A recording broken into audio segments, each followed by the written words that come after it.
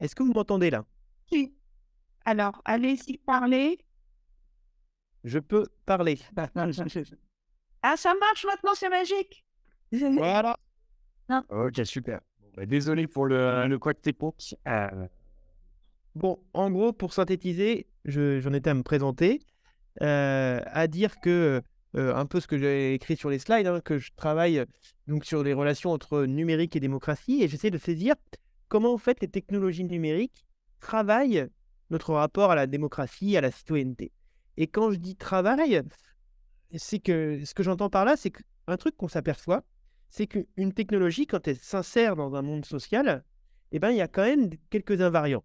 Notamment, ces invariants, c'est qu'il y a un effet d'accélération. Ça vient accélérer des dynamiques sociales.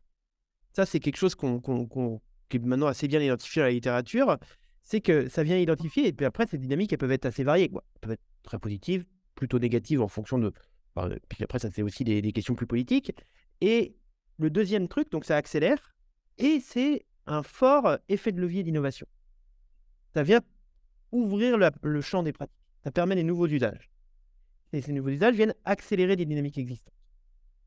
Et du coup, ça permet peut-être aussi de le penser comme ça, en termes d'accélération et d'effet de levier, de faire un pas de côté par rapport à une logique vraiment d'innovation où, on pourrait se dire, numérique égale fait nouveau. Ben non, c'est plutôt numérique égale prolongement, égale accélération de dynamiques qui existent déjà. Et ça, moi, c'est quelque chose que je constate aussi beaucoup dans mes recherches, hein. C'est en général pas si nouveau que ça. Et du coup, dans mes travaux, comme donc j'ai beaucoup creusé cette question du design des technologies et là, donc la capacité des technologies à venir équiper, voire modifier, dans un sens ou dans l'autre, des relations de pouvoir et favoriser l'émergence, on pourrait appeler une nouvelle configuration démocratique. Positive ou négative, ça dépend des fois et ça dépend des points de vue. Moi, j'ai beaucoup travaillé sur, j'ai fait ma thèse sur, l'arrivée du numérique dans les institutions et dans notamment la Commission nationale du débat public. Donc c'est de voir comment ça a pu transformer la démocratie participative. Ça, je m'y suis beaucoup intéressé. Je travaille après sur l'arrivée des civic tech et puis en fonction donc du design des technologies, bah, c'est de voir le modèle de démocratie qu'elles portaient, le rapport à la citoyenneté, la forme de participation. Je travaille aussi beaucoup sur, la transformation de notre culture du débat public, avec une entrée beaucoup plus réseaux sociaux. Ça notamment, avec, un certain nombre de doctorants avec qui je collabore. Avec Jean-Baptiste Pollet, on a travaillé sur, l'affaire du siècle, et Greenpeace et on a essayé de comprendre comment cette pétition avait pu circuler et du coup, comment aujourd'hui on déclenche une mobilisation de masse, alors que la littérature, elle a plutôt tendance à dire que c'est en gros l'extrême droite qui a la main mise parce que essentialisation, question simple, réponse simple. Et ben nous, on s'est dit: «Là, on a un objet progressiste qui a marché. Pourquoi est-ce qu'on peut essayer de trouver une recette et le rendre reproductible?» Donc là, avec Édouard Boutet, on explore, les rapports à la citoyenneté dans Twitch. Voilà, des trucs sur, vraiment notre transformation de la culture du débat public et j'ai un troisième type de terrain autour des enjeux de modernisation et de transformation numérique de l'action publique. Ça, c'est ma petite passion, plus ou moins secrète. Plus ou moins secrète parce que, exactement. Et en plus, c'est en ligne, donc maintenant, c'est plus secret. Et comme chacun sait, si sur internet, c'est que c'est vrai. Et du coup, c'est des choses, moi, qui m'intéressent depuis longtemps parce que dans ma thèse, j'avais essayé de comprendre comment la commission nationale en tant qu'institution était, elle, déjà travaillée par ces questions d'arrivée du numérique. Et là, je prépare mon HDR, mon habilitation à diriger des recherches et donc j'ai une enquête qui est bouclée sur ces enjeux-là et je vais vous en présenter les premiers résultats. C'est la première fois que j'exploite un peu, mes données. J'ai, suivi pendant un an le programme des entrepreneurs d'intérêt général, les EIG, la promo 3. Alors, avec une perspective, particulière, j'ai pas voulu aller les voir sur le terrain. Eh ouais. Et en fait, ça, c'est hérité de mon travail, précédent sur la participation. Je ne supporte plus étudier de la participation et paradoxalement, non, non, mais je blague un petit peu, mais pas que. En fait, je veux pas faire évaluateur de participation. Je m'intéresse de moins en moins à, la participation en tant que parole exprimée. Ça m'intéresse de plus en plus à ce que ça nous dit en tant participation à un projet de gouvernement. Euh, et hop, là, je vous ai mis quelques exemples de trucs sur lesquels j'ai travaillé récemment. Alors, à la fois, j'avais fait une cartographie des civic tech. Je m'étais dit que les designers passeraient le schéma. Je plaisante. Je pourrais revenir là-dessus. J'ai beaucoup travaillé donc ça, plutôt sur les enjeux réseaux sociaux, sur les questions de plateformisation. Et qu'est-ce que ça fait, ces effets de standardisation et de rationalisation à nos pratiques, et notamment aux pratiques militantes. Et j'ai beaucoup travaillé ces derniers temps sur les questions de gouvernementalité numérique et comment ça travaille l'action publique. Et c'est ça, en fait. C'est-à-dire comment les technologies numériques, au-delà d'aller voir la démocratie participative et d'aller évaluer la participation, j'avais un collègue qui parlait de démocratie d'élevage, qu'on pourrait opposer à de la démocratie sauvage en plein air sur les réseaux, notamment. Et ben, moi, je cherche à sortir de ça et à regarder en quoi instrumenter la participation devient un outil de gouvernement, devient une technique de gouvernement pour une manière de gouverner, quoi, un art de gouverner. Et du coup, j'aborde les EIG sous cet aspect-là, c'est-à-dire que je me suis intéressé au programme en tant que tel. Moi, j'ai suivi le programme, je les ai suivis quand ils se rassemblent, j'ai suivi les gens qui s'occupent au quotidien des EIG, et je ne suis pas allé les voir dans les administrations. Donc, je me suis intéressé au programme, et qu'est-ce que ce programme nous dit de la manière dont l'État se transforme, de la manière dont l'État intègre les questions numériques. Et j'y reviendrai tout à l'heure. Et pour traiter ces questions-là, et pour finalement comme ça changer un peu, accompagner mon changement de posture théorique, comment faire de la montée en généralité tout en restant bien empirique. En fait, c'est ça, moi, mon truc. C'est-à-dire monter en regard tout en restant ancré dans une démarche très empirique. Et ben, j'ai tourné autour, j'ai essayé de faire évoluer mon point de vue, et j'en arrive à réfléchir, à avoir une réflexion autour des enjeux de milieu, de design des milieux, et c'est pour ça que je vais essayer de vous présenter aujourd'hui, parce que pour terminer sur la partie plus bilan, je rejoins quand même maintenant le camp des inquiets. Je disais que j'en peux plus, mais j'en peux plus, je pourrais y revenir, notamment l'épisode du grand débat, c'est quand même symptomatique de cette participation qui sert à rien, mais maintenant il y a cette logique vraiment de gouvernement où participer revient à une espèce de participation bac à sable, d'instrumentalisation de la participation, et on peut multiplier les exemples malheureusement aujourd'hui. Et globalement, je rejoins les gens comme Jacques-François Marchandise et d'autres autour du programme Reset qui finissent par dire que malgré un usage massif, le numérique qu'on a, il n'est pas à la hauteur des enjeux, quoi. Concrètement, si on me pose la question aujourd'hui, oui, ça marche mal. Ça, c'est pour moi maintenant assez clair, et c'est pas à la hauteur des enjeux démocratiques.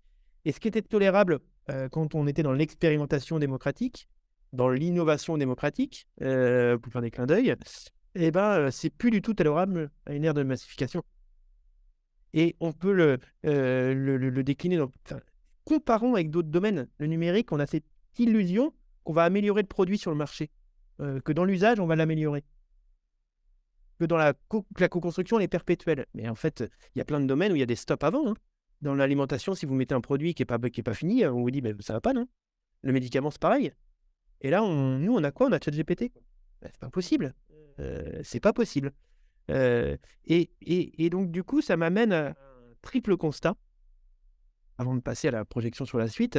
D'abord, il faut essayer de saisir l'ambivalence du numérique, qui à la fois remède et poison, quoi. C'est-à-dire qu'il apporte beaucoup de choses, notamment aux enjeux démocratiques. On voit bien toutes les portes qui s'ouvrent, mais en même temps, il enferme énormément. Comment on traite ça, quoi? Comment on arrive à avoir un regard qui soit ni techno-BA, en disant le numérique c'est chouette, ni technocritique, où tu casses le jouet, mais finalement, t'as que tes yeux pour pleurer. Parce que dans la réalité, il y a une réalité réformiste, où il faut faire avec, il faut essayer d'avancer avec et de saisir les effets. Et moi, je suis chercheur en sciences sociales, je ne suis pas là pour dire ce qui est bien, ce qui est mal, ni pour me réjouir ou autre, mais pour essayer de saisir, d'ordonner le réel et d'un peu mieux comprendre. Et donc, c'est quoi le chemin, quoi? Et entre le remède et le poison. Il y a un petit clin d'œil au pharmacon derrière ça. Et ça m'amène à un deuxième constat, c'est une nécessité qu'il faut changer de regard sur le numérique. Moi, je suis persuadé qu'en fait, et là, c'est une entrée beaucoup plus philo de la technique, on a une tendance à associer avoir un rapport à la technique dans un rapport de puissance. La technique pour nous rendre plus puissants, pour faire plus gros. On est beaucoup là-dedans. Et ça, c'est vieux. Je vais pas faire la philosophie de comptoir, mais vraiment depuis Prométhée, quoi. Vous savez, avec le sac, la cave, il donne Zeus qui donne des trucs à tous les habitants de la Terre. Le guépard, il a la vitesse, l'ours, il a la force. Et l'homme craque, le sac est vide. Il dit, ça va être dur sur Terre si tu donnes un truc à tout le monde et pas à moi. Et il lui donne quoi? Il lui donne le feu. Il donne la technique pour être puissant face aux puissances des autres. Et on est construit là-dedans. Et c'est le modèle du TGV, toujours plus vite, toujours plus fort, du Concorde, des aéroports, vous voyez de quoi je veux parler. Et du coup, on a besoin de changer, on a besoin de basculer d'un rapport de puissance vers un rapport de capacitation. C'est-à-dire de penser en contexte, de manière située, comment la technologie transforme les configurations, les environnements, qu'est-ce qu'elle peut apporter en contexte. Et des fois, tu n'es pas du tout le plus puissant qui gagne. Il y a des travaux passionnants aujourd'hui dans le domaine du soin et autour des rapports au care, notamment. On voit bien que c'est pas forcément le big data qui soigne le mieux les gens. Les infirmières, elles vont te dire qu'elles ont besoin des fois de trucs très simples, garder des astuces très simples dans la relation au patient pour soigner, beaucoup plus que toujours équipé technologique. Donc on a besoin de changer ça, de changer ce rapport, et du coup, ça permet, et ça c'est à la fois des apports des sciences sociales, mais c'est aussi une ouverture pour être dans la pratique, dans la pratique, dans l'action, pour recréer des camps, quoi, entre ce que j'appelle le numérique que nous voulons versus le numérique que nous avons. Cette idée de dire que ce qu'on a n'est pas forcément à la hauteur de ce qu'on voudrait et qu'il y a un numérique qui est moins bien qu'un autre, quoi. Remet des poisons, identifions le poison aussi. Alors, je vous ai mis des petits exemples, mais j'ai une liste qui est infinie et je passe mon temps à m'énerver à allonger la liste, mais d'Amazon à Uber, en passant par Parcoursup, tous ces trucs qui marchent plus ou moins bien, qu'on se tape, pardon de l'expression, mais ancré dans une espèce de capitalisme qui suce notre attention, qui est quand même relativement nocif, où ça y est, maintenant les constats entre les lanceurs d'alerte milliardaires et tout un tas de choses, on sait maintenant. On a quand même assez bien identifié que le numérique que nous avons, il n'est pas à la hauteur, et on voit pointer des exemples de plus en plus développés de numérique que nous voulons, en tout cas qui vont dans un sens peut-être plus respectueux d'un certain nombre, plus éthique, plus responsable. On pourra reparler peut-être dans la discussion ce que j'appelle un numérique responsable, parce que l'idée, c'est pas que écolo, il y a une vision un peu plus large, et c'est ancré dans les enjeux de société, en fait. Et on trouve des exemples. Mais il faut réfléchir à comment préserver cette technodiversité, et essayer de faire en sorte que ce que Yochai Benkler a bien montré, que le web, comment le web a tendance à se développer et le numérique a tendance à se développer en créant des monopoles et en créant ce qu'il appelle des points of control, des points de passage obligés, et du coup, où les gros surdominent les petits et mangent les petits. Et comment on fait pour que d'autres trucs émergent, que des communs émergent, que d'autres types de numérique que nous voudrions puissent émerger. Donc, ça, c'est le constat que moi je tire, ce qui m'amène à un nouvel horizon de questionnement, où je me dis qu'il faut maintenant essayer d'identifier les conditions à réunir pour rendre les technologies capacitantes. En fait, maintenant, mon travail, c'est d'essayer de problématiser cette notion de capacitation au contexte numérique et de faire émerger. C'est quoi cette idée de numérique capacitant pour faire émerger un numérique que nous voulons? Donc, concrètement, si je regarde à la fois la littérature, ce que j'ai fait auparavant, par quoi ça passe le pouvoir d'agir en numérique? C'est un peu dans mon point de vue, et ça, je serais très ouvert à la discussion parce que c'est là où j'en suis aujourd'hui. Le système un peu des poupées russes. Il y a une partie qui est dans le rapport à l'objet, dans la relation à l'objet directement, même dans la configuration de l'objet. Ça, c'est le côté très enjeu du design, conception. Sur les questions démocratiques, ça a été très théorisé par Laurence Lessig avec son idée de code is law, le code fait la loi. C'est-à-dire, en fonction de comment je te configure une technologie, je vais pouvoir... C'est un pouvoir normatif. En fait, c'est ça son idée. Il dit dans le cyberespace, il y a plus différents pouvoirs normatifs qui cohabitent, la loi, etc., la politique, etc. Mais il dit, la technique, c'est un pouvoir normatif. Et puis, il y a l'approche plus environnée, euh, plus ça va, plus on environne. La question du dispositif, et avec cette idée qu'on pourrait designer par la traduction, inscrire des projets politiques et retracer la chaîne du autour, c'est-à-dire déplier l'objet. Il y a une troisième entrée qui est par l'environnement. Et là, c'est la piste des environnements capacitants. Je ne sais pas si vous voyez en ergonomie, tout le travail de Pierre Falcon, etc. Falcon, je crois qu'on dit. Que Falcon, ça fait assez juge anti-mafia.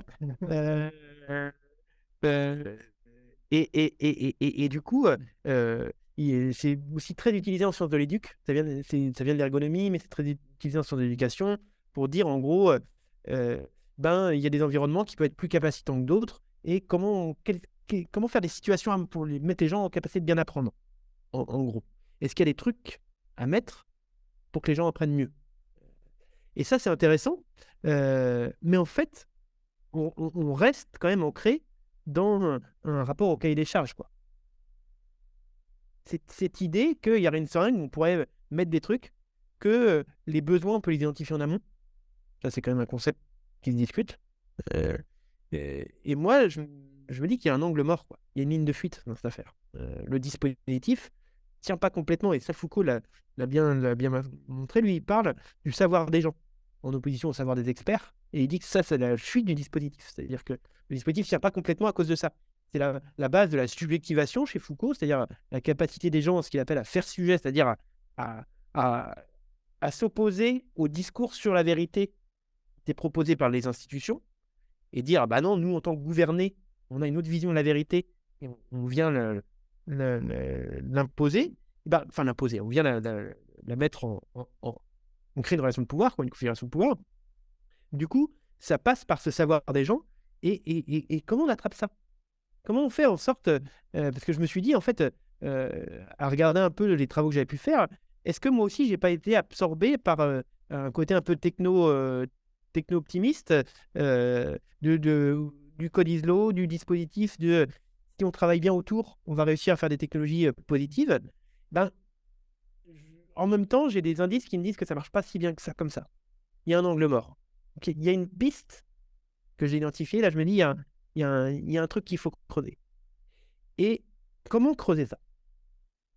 Et bien, en fait, pour aller plus loin, je propose de passer par le concept de milieu. Et pour essayer de mieux cerner cette idée de puissance normative de notre relation aux technologies, qu'est-ce que les technologies peuvent vraiment nous faire faire, en fait, hein? Pour parler un peu comme Foucault. Et ben, du coup, j'essaye de mettre au travail ce concept de milieu pour mieux prendre en compte la diversité des éléments qui entrent dans la relation qu'on a aux technologies. Alors, le concept de milieu, au début, ça vient des sciences de la nature, hein. C'est utilisé pour qualifier le autour des technologies. L'espace de la relation avec les individus, et c'est l'espace, comme dit Canguilhem, dans lequel se crée la norme.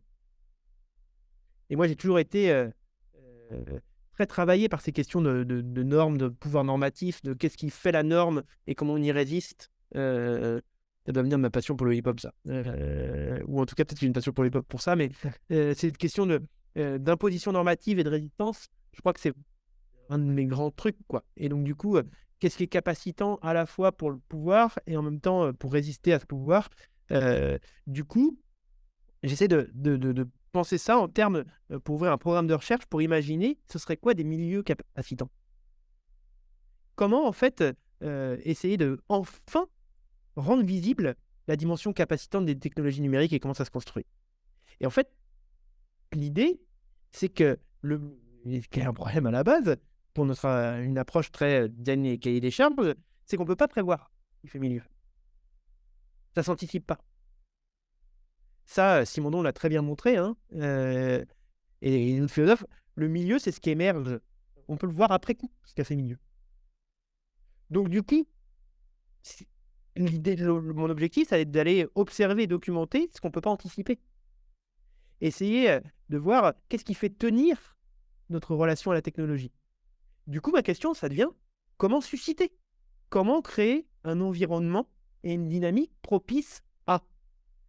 Et vous voyez, potentiellement, on va pouvoir relire à l'aune de ça les trucs Tech for Good et autres, incubateurs et autres, tout ça. Et plein peut se le poser dans différents cadres et de se dire, mais comment on intègre et quelle place on fait, et quel type d'intervention pour ce qu'on ne peut pas designer, quoi. Et du coup, j'essaye de penser ce que serait qu'un design des milieux capacitant. C'est-à-dire, moi, je le perçois, et ça, je l'ai écrit hier soir, hein, donc c'est où, enfin, je plaisante un peu, évidemment, c'est des choses que je... C'est vrai. Non, mais pour vous dire, là, on est vraiment dans le cœur de ce que je suis en train de réfléchir en ce moment. Donc, si ça vous paraît pas cohérent ou autre, c'est le moment de mettre en discussion. Mais j'essaie de le penser comme une démarche, justement, qui soit à la fois relationnelle et interdisciplinaire, pour penser la capacitation. Alors, à la fois ancrée dans l'éthique, pour penser une entrée dans le social par les médiations, et qui font advenir notre relation aux technologies, ce qui me permet de penser en termes de dispositifs, et d'avoir quand même une préoccupation pour la construction du sens dans nos discours et dans nos actions. Donc ça, c'est ce que j'attrape dans l'infocom, que je croise avec la philo de la technique, c'est-à-dire cette relecture du concept de milieu associé, chez Simondon, avec Xavier Guchet qui dirige le labo Costec, pour saisir la relation de l'être au vivant. Et dans cette idée de milieu associé, les individus vivants, ils sont considérés comme des sujets agissants. Ça m'intéresse, notamment une perspective foucaldienne aussi. Et ils agissent dans leur milieu propre. Et c'est l'ensemble de ces milieux, de ces relations à la technique qui font l'environnement. Ok ? Donc j'ai des bulles, c'est mes milieux. Et le tout, c'est l'environnement. Et j'essaie aussi de croiser ça avec des questions de design, en mobilisant les outils du design et de l'intervention au design. Alors, je lis et j'échange régulièrement avec des gens comme Marine Royer et son design participatif. Puis, je connais bien. Je travaille aussi et je réfléchis en m'appuyant sur les travaux de Manuel Zaclade. En fait, Xavier Guchet et Manuel Zaclade sont mes deux garants d'HDR. Donc, on est sur ça. Et puis, sur les théories aussi plus anglo-saxonnes, moi, j'ai été très, très marqué par la lecture du livre de Constanza Chock sur le design justice. Et ça, j'ai trouvé que c'est des choses que j'ai très peu vues dans la littérature ici, qu'on a absolument besoin d'importer. Donc, une des ambitions théoriques de mon travail, ce serait avec mes histoires, d'arriver à ramener ce bouquin et ces questionnements de design justice, de design community-based, et comment en fait que le autour peut être influencé par les communautés. Et ça, c'est une question qui est excellente. Enfin, moi, en tout cas, qui me parle beaucoup. Et donc, c'est ces travaux en design pour saisir la capacité de nos interventions à transformer notre environnement en agissant sur les milieux. C'est-à-dire, c'est quoi des formes de praxis, des pratiques qui pourraient nous permettre d'agir sur ce milieu? Parce que si on ne peut pas le prévoir, est-ce qu'on peut l'influencer? Et moi, je pense que oui. C'est pour ça, par exemple, là, je travaille en ce moment sur un projet de boussole de la participation. Si je vais faire vers ce type d'objet, alors je vais aller. Du coup, je travaille avec des designers pour mettre ça en place, etc. Parce que ça va influencer le milieu. Et ça va m'amener, et j'y reviendrai tout à l'heure, sur aussi à se dire que ça implique aussi des formes de recherche beaucoup plus partenariales, etc. pour pouvoir avoir un impact sur les... C'est l'échelle d'Arnstein que tu prends, par exemple. Tu prends d'autres outils qui ont été... Non, c'est plus bricolé. C'est l'échelle Clément Leby. L'échelle d'Arnstein, ouais, qui entre-temps a été bien travaillée, Ouais. En fait, je suis parti j'ai pris des bouts de mes travaux et on a travaillé avec Jacques-François Marchandise beaucoup dessus, et le programme Reset, et les gens de l'Institut de la concertation et de la participation citoyenne, l'ICPC, qui est un réseau de praticiens de la participation, dont je suis administrateur. Et on a fait des démarches de design fiction. Moi, en fait, j'ai pris des présupposés de recherche et en poussant le train, on a ouvert des scénarios. Je pourrais en discuter, mais en tout cas, voilà. Et c'est des formes d'intervention sur le futur, en fait. Et on pourra en discuter. Et l'idée de ma démarche, c'est d'interroger la capacité du design à comprendre, voire même à représenter les médiations, comme je vous disais, et donc aussi à créer des nouvelles relations, en fait, pour aussi avoir une nouvelle entrée sur ces questions comme dit Latour, des modes d'existence, et comme dit Simondon derrière, des modes d'existence des individus et des milieux. Et ce serait dans cette interaction-là que se niche la dimension capacitante des technologies. C'est cette capacité à organiser la relation, en fait. Du coup, partant de ça, voilà un peu l'idée théorique. Et cette idée théorique, elle a émergé dans la rencontre avec un terrain. Et donc, je vous propose maintenant peut-être de rentrer dans la partie, je ne sais pas du tout où j'en suis dans le... Ça fait 20 minutes que tu parles. 500 minutes. Ok. Du coup, je vous propose de revenir sur comment j'ai croisé ça dans, avec mon terrain. Et je me suis demandé, mais donc j'ai travaillé sur le programme des entrepreneurs d'intérêt général. Je vais vous présenter ce programme. Et je me suis demandé, mais est-ce qu'ils arrivent à faire du numérique plus capacitant? Ils affichent comme ambition de faire du numérique d'intérêt général. Et donc, comment ça marche? Et du coup, qu'est-ce qui est capacitant là-dedans? Et avec cette idée de... j'ai appelé ça quelle bureaucratie pour disrupter la bureaucratie. Parce qu'ils ont quand même cette idée de dire qu'ils vont réduire, qu'on va transformer la transformation numérique. Et j'ai un résultat marrant. C'est qu'est-ce qui est capacitant? C'est la bureaucratie, en fait. Et je vais essayer de vous montrer pourquoi. C'est-à-dire que si tu élargis au milieu, tu te rends compte que c'est l'environnement bureaucratique qui fait tenir le truc. J'essaie de vous montrer mon raisonnement. Donc, ce programme, ça existe depuis 2016, hein, ça a été lancé par François Hollande. Un programme de modernisation numérique de l'administration. L'idée, c'est d'envoyer des gens qui viennent du privé, des hauts profils du numérique, donc comprendre mais vu que c'est des individus, donc c'est des designers, data scientists et développeurs. Non, tech. Il n'y a pas de juriste maintenant? Maintenant, il y a des aides. Tu vois, ils étoffent les équipes. Mais moi, dans ma promo 3, c'était vraiment code ISO. C'est en gros, les administrations, c'est des gros bousins à changer. Donc, on n'y arrivera pas. Donc, il faut les prendre de court. On va leur mettre dans les pattes des gens qui font de l'agile. On va leur mettre dans les pattes des gens qui développent des technos. Puis, ils auront la techno dans les mains et ils vont changer. Voilà. Ah bah, là, 100%. Je précise que dans la Pro 5, effectivement, il y a des choses. Ah oui. Mais là, moi, ce que je présente, je me remets en 2019-2020, quoi. On pourra discuter justement des suites, hein, et comment le programme a évolué, parce que maintenant, ils ont décliné aussi les DIG, designers d'intérêt général. Et du coup, moi, à l'époque, là, donc, il y a 15 défis. Donc, c'est des administrations qui posent des défis, proposent des trucs, qui disent on aura besoin de techniciens pour... je vais vous montrer des exemples. Et puis, il y a des binômes, souvent, qui sont formés. Et donc, là, le programme, après, va les sensibiliser à qu'est-ce que c'est que les institutions. Par exemple, on a été visiter l'Assemblée nationale pour qu'ils se rendent compte un peu c'est quoi l'intérêt général. Et après, qu'ils partent pendant 10 mois dans les administrations, sur un temps assez court, pour que justement, on soit toujours dans cette idée, la réforme à bride courte, pour prendre de court les administrations et pas qu'elles aient le temps de rendre ça plan-plan, quoi. Cette idée, on est cool et dynamique. Donc, c'est les jeunes cool kids en basket qui débarquent dans les administrations. Et donc, moi, j'ai suivi le programme en tant que tel.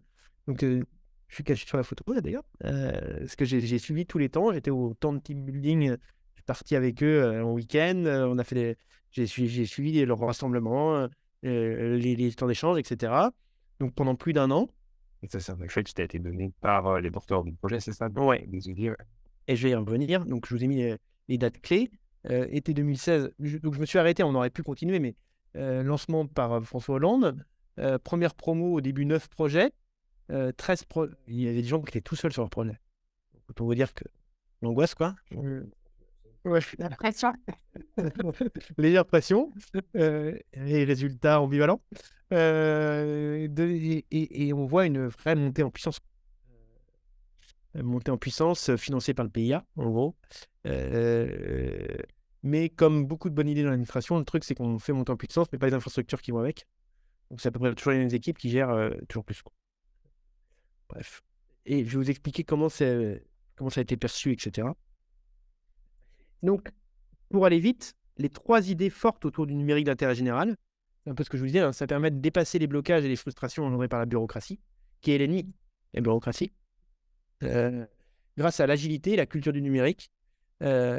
équipe légère, moyens limités, et on dynamite tout ça, quoi.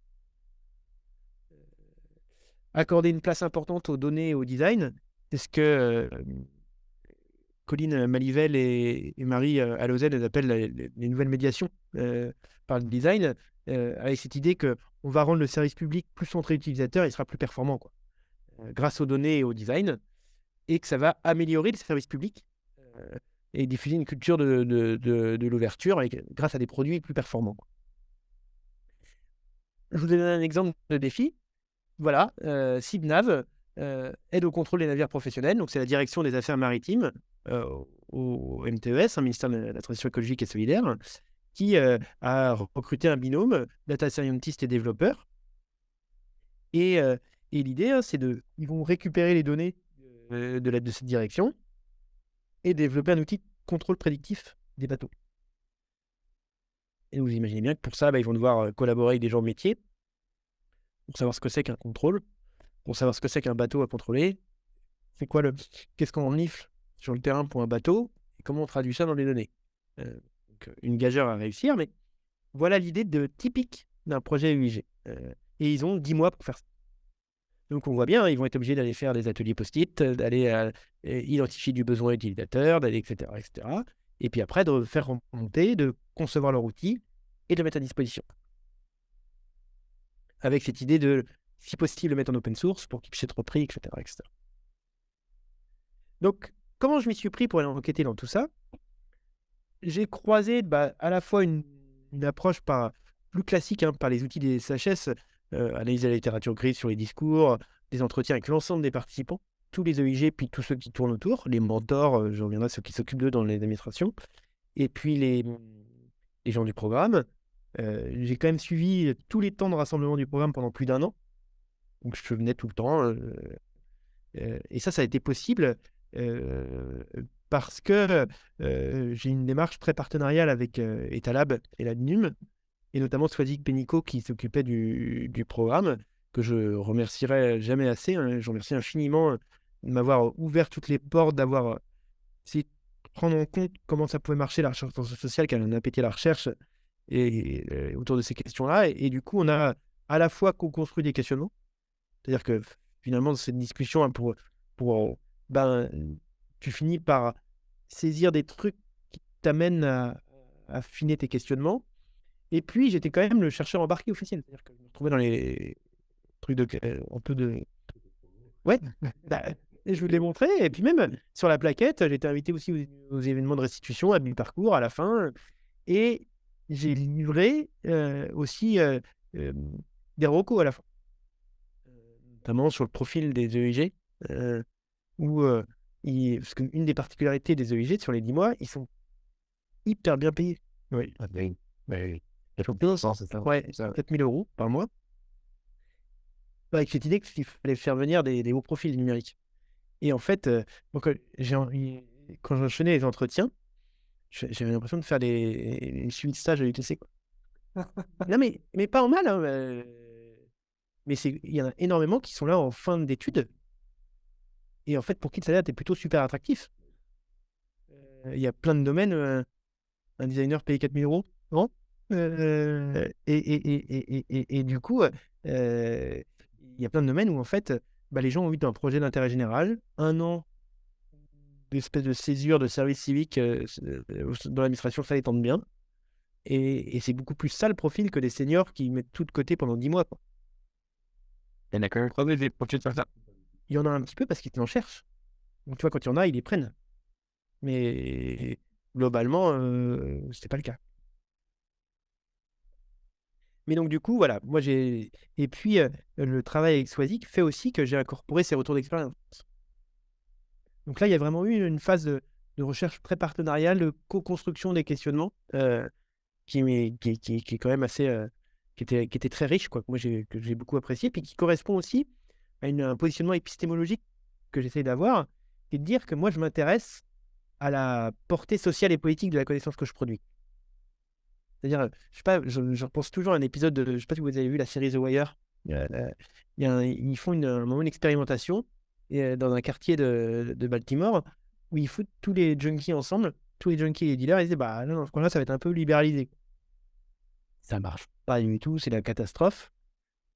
Il y a une réunion de débrief où les flics hurlent, les politiques hurlent, et le seul qui est content, c'est le sociologue qui a accompagné le truc. Et dans l'ascenseur, l'autre lui dit Putain, mais c'est la catastrophe, pourquoi vous souriez? Je vais faire des super papiers.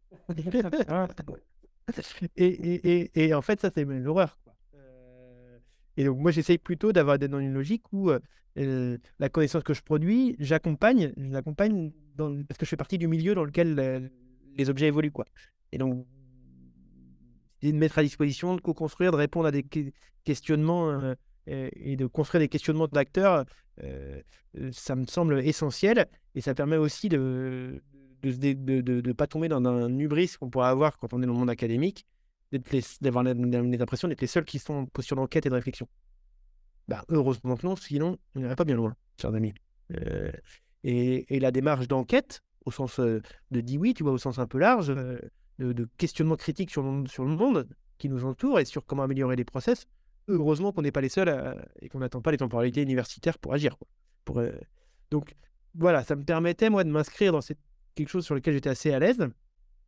Et je pense que ça m'a permis aussi d'être là à des moments où le milieu se constitue, en fait. Ce que j'aurais pas eu autrement.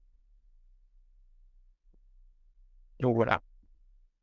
Donc, si je reprends ma poupée russe, derrière les discours centrés objet, il y a deux croyances fortes, quoi. La première, c'est donc, comme je disais déjà, je l'ai déjà dit, numérique, pouvoir normatif fort, capable de conduire la conduite des individus. Et l'idée, c'est que rien que par le fait de mettre des technologies, eh ben, on va enclencher du changement organisationnel sur le long terme en leur mettant des technologies à disposition. On va les coincer. Il y a vraiment cette idée derrière. Vous voyez, c'est l'idée, l'État startup, c'est l'idée Pierre Pezzari là, et compagnie, de dire, voilà, ces gros lourdeaux de l'administration, on va leur mettre un sacré coup de pied aux fesses en leur mettant des technologies, on n'a pas besoin d'alliés. On n'a pas besoin d'alliés. Bam, on a besoin de tout petit budget de fonctionnement, et bam, on y va. Et dans cette optique, le code sera en capacité de faire la loi, et donc de faire sauter les verrous bureaucratiques. Et donc, il suffit de déployer des technos et une approche qu'il faut qu'elle soit volontariste. Sans volonté, on va nulle part. Peu gourmand en moyens humains et financiers, et ça suffirait. Il faut que le politique le veuille. Il faut qu'il y ait une impulsion de départ, et après, on se retrousse les manches et c'est faisable. Je vais te poser cette question, mais c'est après, quelle est la place justement de cette quelle place on donne à cette réflexion après au sein du système et de la gouvernance, parce que je pense que ça se fait, et la Convention citoyenne pour le climat en est une autre, mais c'était pas basé et concentré sur les outils numériques, etc. Ça a très bien fonctionné et je pense que tu as dû obtenir de bons résultats aussi dans l'observation de cette démarche, et à mon avis c'était très intéressant. Après, quelle est la place de cette réflexion concrètement dans les décisions, dans les systèmes? Peut-être que tu vas y venir après. Ouais, j'y reviendrai après parce que ça, c'est hyper important. Et du coup, qu'est-ce que ça nous fait, cette action publique par projet aussi, tu vois, ce truc découpé là du petit coup, les gens qui le font, peu de visibilité d'ensemble. On y reviendra tout à l'heure. Et du coup, pour essayer d'aller un peu plus loin que cette idée de... Le pari de IG, c'est l'étape d'après de la poupée russe, en fait. Au-delà de juste je te fous des outils, c'est l'idée de se dire il faut quand même les environner, nos technologies. Il faut créer un dispositif autour, faire exister l'innovation dans l'administration, il faut l'accompagner. Il faut qu'il y ait un interfaçage. Alors là, en sciences sociales, il y en a qui parleraient de créer un objet frontière, il y en a qui diraient qu'il faut une phase de traduction. En tout cas, il y a un truc d'interface là. Et l'idée, c'est qu'il faut donner une vitrine de la transfo, et en même temps, il faut que cette culture du numérique, on lui donne quelques clés dans l'administration. Il faut l'accompagner, sinon ça ne marchera pas. C'est pas non plus du numérique en kit. Voilà. Ça, c'est vraiment l'idée du programme. Alors, et là, les entretiens sont fascinants, parce que déjà, il y a ce sentiment qu'il y a une impulsion politique au départ, dont je parlais, de dire transformez-nous, mettez-nous du numérique. Et il y a un format qui paraît génial aux décideurs. Vraiment, plus tu montes, tout le monde trouve ça génial. Ils sont pas, oui, mais de leur fenêtre, quoi, tu vois, l'appel à projet. Le côté appel à projet, l'administration dépose un appel à projet, on fait un appel à candidature très concurrentiel, on fait de la mise en concurrence, appel à projet, on tape dans le PIA, trop simple, c'est génial en fait. Et donc du coup, d'où les déclinaisons des IG, d'où les déclinaisons dans tous sens, c'est l'action publique du futur, quoi, basée sur de l'appel à projet, des AMI dans tous les sens, mise en concurrence. Et là, donc là, on est dans les échelons hauts, hein, je donne pas trop de précision pour préserver l'anonymat, mais les citations me paraissent assez éloquentes, hein.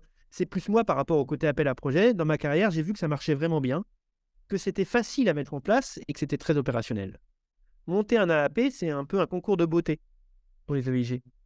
C'était aussi un des éléments importants pour convaincre les financeurs, car pour les PIA, c'était hyper important de mettre en concurrence. Et dans ma carrière, c'était sous-entendu, dans ce que j'ai pu voir avant, ou pour ma propre carrière. Alors là, c'était plutôt sous-entendu auparavant, parce que c'est un agent.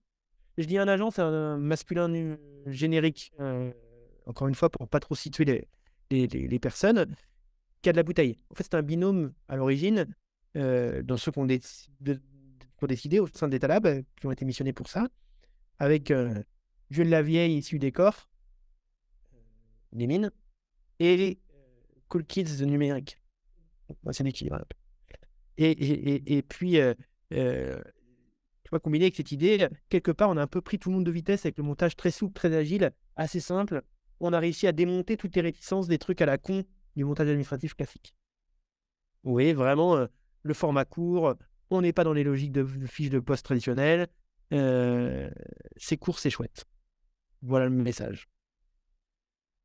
Et pas dans une logique de pérennisation. J'y reviendrai tout à l'heure.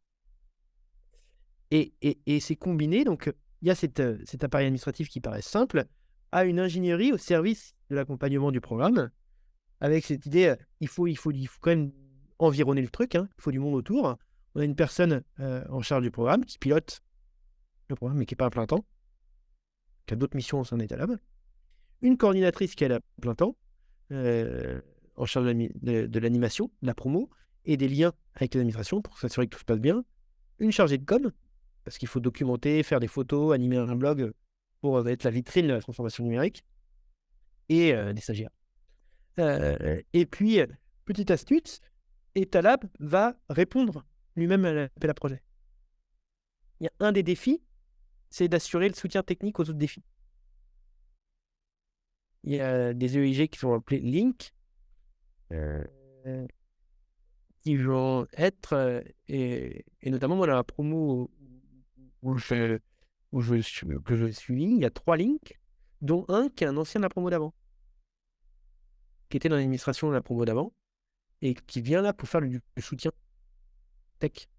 Il a un parcours, un G classique, il a bossé dans des grosses startups pour faire qui travaillent sur les modèles de mobilité partagée, etc. Ça lui a bien plu, en fait, le service public. Ça, on y verra, il y en a plein qui n'ont pas envie de partir, hein, contrairement à ce qu'on pourrait croire. Et ça donne souvent envie parce que c'est ben oui, non mais il y a cette idée, 10 mois, on ne vous embête pas hein, dans votre carrière, mais en fait, c'est pas comme ça que ça marche. Et donc, voilà. Et puis après, l'idée, c'est de pouvoir puiser chez Etalab pour les compétences, notamment l'aide juridique. C'est quand même souvent un gros point quand tu veux faire de l'ouverture. Par exemple, tu vois, les affaires maritimes, si je fais un outil où je te mets un peu sensible quand même sur comment je contrôle les bateaux, il y a plein de gens qui adoreraient cet open data-là, tu vois. Et qu'est-ce que je mets en public ou pas vous imaginez bien aussi dans les limites du truc. J'ai 25 ans, j'ai 5 mois d'administration ou 8 mois d'administration dans les pattes. J'ai rendez-vous avec le top boy, là, le DG de l'administration. Et tu lui dis, ce serait super de faire de l'ouverture et on met tout ouvert. Bien sûr, je ferai ça dans 5 mois. Voilà. Bon, il y a une ingénierie quand même pour accompagner. Et il y a un système de mentor. Alors, avec un mentor de haut niveau, qui est censé débloquer quand ça embrouille, et un mentor opérationnel qui suit l'équipe au quotidien dans les administrations. Et alors là, je vous passe les embrouilles classiques, parce que un truc que j'ai pas eu l'occasion de faire, que j'aurais adoré, c'est d'aller m'entretenir très précisément avec les SI des différentes administrations. Et j'ai pu le faire un petit peu, et il y en a qui c'est fantastique, quoi, parce que entre les UEG qui arrivent, qui ont l'impression d'être les cool kids, ou le côté un peu ingénieur, pas très doué en social skills, et qui fonce, et puis le mec des SI qui le regarde dans le Wi-Fi quand il dira bonjour. Il y en a qui ont mis des mois à avoir avec le Wi-Fi, d'autres qui sont arrivés en croyant qu'ils pouvaient bosser en 5G à Bercy avec des données sensibles. Et voilà. Et donc là, il y a des mentors qui sont là pour accompagner, débloquer, etc. Donc, on voit bien que finalement, au-delà du discours et de la vitrine, c'est pas du tout juste comme ça, ils sont pas jetés dans la nature. C'est très suivi, très soigné. Il y a un taux d'encadrement, il y a un nombre d'ETP par ETP qui est quand même énorme. Énorme. Et encore, c'est que la face visible du truc. Parce que là, mon travail montre que, en fait, il y a tout un tas de tâches et d'activités non répertoriées qui font tenir le programme. Et ça, c'est un truc qu'on voit beaucoup. Moi, après ma thèse, j'avais travaillé pendant 1 an et demi au ministère de l'Environnement. Et c'était génial de voir arriver les stagiaires de Sciences Po. Bon, je sais que c'est enregistré, je le dis comme ça, non, c'est pas trop. Mais c'est plutôt drôle qu'autre chose. Et la personne avec qui je travaillais, qui était un vieux routard de l'administration, me disait bah, en fait, ils arrivent, ils ont très envie de suivre les réunions cabinet. Ça leur plaît bien. Mais la réalité du boulot, c'est quand même pas mal d'Excel, hein. Et là, il y a moins de monde en général. Et on va retrouver un peu le travail de Jérôme Denis. Je ne sais pas si vous voyez sur Samuel Guetta aussi avait fait ça sur le travail invisible des données, les petites mains de l'innovation. En fait, il se passe des choses qu'on ne voit pas, qui ne sont pas répertoriées. Ça, il y a beaucoup d'encadrement, il y a beaucoup d'offres d'accompagnement à côté, ça, etc. Mais c'est-à-dire que c'est conscientisé par les porteurs de projet. Ils savent qu'en fait, la liée est petite par rapport à l'ensemble. Ben, on estime que finalement, par exemple, tu vois, les mentors ne sont pas payés plus pour faire ça. Tu veux dire qu'ils ne sont pas rémunérés pour l'héritage de mentor? Non. C'est dans leur fiche de... Tu vois, c'est un coup de coude dans la fiche de poste, tu vois, classique administration. Pour faire ça, bah, t'es fonctionnaire, tu vois, va te mettre une prime pour suivre un EIG. Hein. Moi, j'ai des mentors, et à ma connaissance, c'était pas fonctionnaire. C'était des gens qui étaient des entrepreneurs qui faisaient ça. Ah non, pas les mentors. Pas les mentors de haut niveau, mais ceux opérationnels. Mais c'est des gens qui les accueillent. Bah, moi, dans la promo 3 que j'ai suivi, non, Ouais, ça c'est... Je serais curieux de connaître le statut, mais là, à ce stade, non. Non, c'est des gens opérationnels, au plus près du métier que vous devez développer cette techno. Et du coup, l'idée, c'est justement de réussir à... faut que j'accélère un petit chouille. Ouais. Mais de toute façon, j'arrive pas très loin de la fin. Et donc, du coup, mon truc, c'est de dire que si on regarde ça avec les yeux du milieu, pas bizarre, le débat avec les ailes du milieu, ça me permet de saisir un certain nombre d'ajustements capacitants. En fait, ils parlent tous de bricolage, pour coller aux objectifs, pour faire monter la sauce, comme ils disent, et compenser les difficultés rencontrées pour faire devenir un numérique capacitant.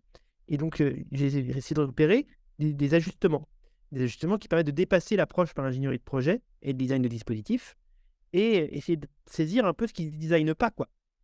Les tâches et les postures non répertoriées qui contribuent à faire tenir le programme. Et l'objectif, ça devient alors de saisir comment suscite l'innovation, comme je disais tout à l'heure, les interventions qui font advenir les projets au-delà des besoins identifiés, à travers cette focale sur les milieux associés. Donc, j'ai une typologie de 3 types d'ajustements. Négocier et normaliser l'innovation. Donc là, c'est en fait, autour des EIG, il y a un travail de coup de téléphone incroyables pour préparer leur arrivée, pour faire de l'assistance auprès des RH, pour discuter. Un travail vraiment qui est décrit comme de la réassurance, quoi. En fait, on ne les lâche pas comme ça, quoi. Déjà, pour convaincre les administrations de proposer un défi, c'est 1 milliard de coups de téléphone, de connaissances interpersonnelles, le réseau. Donc, il y a cette négocier et normaliser l'innovation. Il y a un travail de maintenance. Et ça, pour aller voir ça, on m'a aiguillé. Je suis allé voir. Et je trouve que le choc entre les deux entretiens est assez marrant. Tu as à la fois ceux qui sont en haut qui disent montage financier est basique, hein. Et je suis allé voir ceux du pôle gestion de la DINUM. Alors là, je ne donnerai pas trop de détails parce que c'est des gens qui ont plutôt normalement un devoir de réserve assez avancé sur les questions budgétaires, mais qui se sont arrachés les cheveux pour faire rentrer des gens hors grille, etc. Comment on fait pour que des gens comme ça soient payés pour des contrats de travail, etc. Et en fait, il y a un travail de maintenance qui fait tenir l'innovation. On a mis 2 mois pour créer un fonds de concours, rien que pour les EEG, puissent avoir des crédits de salaire. Pardon? On a un demi. En y repensant, les EEG nous ont amenés à repousser les limites et à nous pousser dans nos retranchements. Et là, il y a des gens qui ont fait des heures sup, hein. Ouais, clairement. Donc, on a le haut qui dit c'est facile, et en bas, il dit donc ça, c'est la maintenance. Donc, on voit bien le deuxième truc. Et troisième truc, autour des questions de pérennisation, et ça, on l'a beaucoup vu du côté des mentors. La science administrative fine pour actionner les bons leviers, pour que la réponse tombe au bon moment, pour débloquer, pour faire du lobbying, des relances, faire monter des notes, aller chez le DG pour avoir des signatures, pour s'assurer que tout ne soit pas écrabouillé avant même que les EIG soient partis des fois, qu'ils ne soient pas juste pris comme des prestataires. Et ça, il y a un travail de science administrative énorme. Et donc, c'est ce que j'ai mis dans l'ajustement, un peu de pérenniser l'innovation. Donc, ça, c'est une typologie de 3 ajustements capacitants. Et je vais conclure rapidos là-dessus. 2 petits slides de conclusion. L'idée, c'est que quand même, un numérique qui serait mis en bureaucratie, c'est qu'en fait, on se rend compte, et c'est drôle, que finalement, c'est la bureaucratie qui est capacitante, quoi. Finalement, ça marche pas si nul que ça. En tout cas, mieux qu'on ne croit. Mais moi, c'est quelque chose que je me dis souvent, hein. Il n'y a qu'à voir, et dans plein de cas différents. Regardez, en France, le travail peut faire l'administration dans des contextes assez variés, quoi. Il y a le Covid, vous avez vu ce qu'on arrive à mettre en place pour vacciner. Je ne rentre absolument pas dans les polémiques, mais je parle juste d'un point de vue logistique. C'est complètement dingue. Le grand débat, c'est pareil. Allez, dans 2 mois, je veux que tout le monde débatte. L'administration est ta plateforme bien avant Pédari et Verdi, quoi. Et donc, mon travail montre quand même que c'est la bureaucratie qui est capacitante. Et que si on s'arrêtait au code ISO, on n'irait pas très loin. On retombe à toutes ces tonnes de travaux en sociologie de l'innovation. Notamment, il y a tout un pan de travaux en sociologie du développement. C'est vraiment le cliché, tu sais, du tracteur qui est foutu en Afrique et qui finit par servir de poulailler, quoi. Non, mais tu vois, il y a eu beaucoup de travaux avec des photos assez visibles que si tu accompagnes pas, que tu n'adaptes pas une technologie, elle sert à rien. Et là, on a vraiment ça, quoi.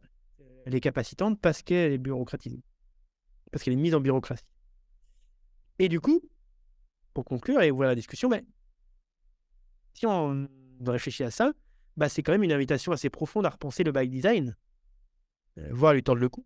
En tout cas, à élargir un peu le truc, parce que la capacitation, elle échappe au design, si on considère qu'elle ne peut pas être totalement anticipée. Et on voit où est passé le sens après coup.